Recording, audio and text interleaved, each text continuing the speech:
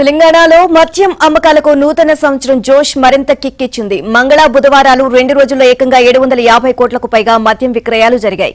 December నెలలో మొత్తం మీద 5,102 కోట్ల రూపాయల విలువైన మద్యం అమ్మకాలు జరిగాయి. డిసెంబర్ నెలకు సంబంధించి రాష్ట్ర ఎక్సైజ్ శాఖ చరిత్రలో అమ్మకాలు ఆదాయం ఇదే అత్యధికం.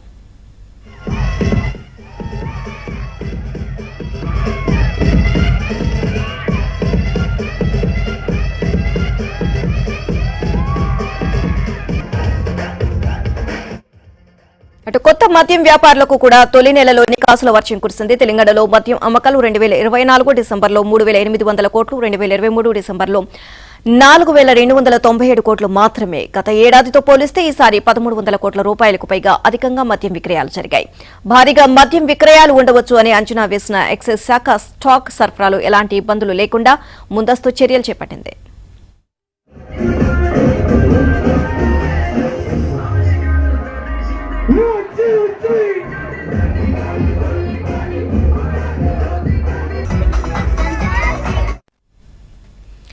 తెలంగాణలో 2,620 మద్యం దుకాణాలు ఉన్నాయి.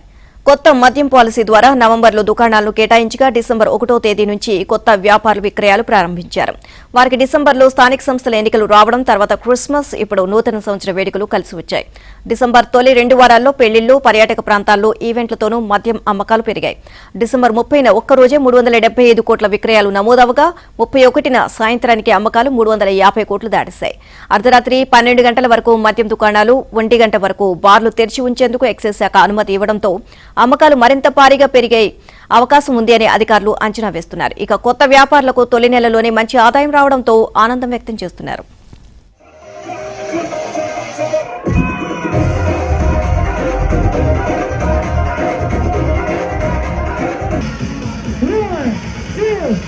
One, two, three.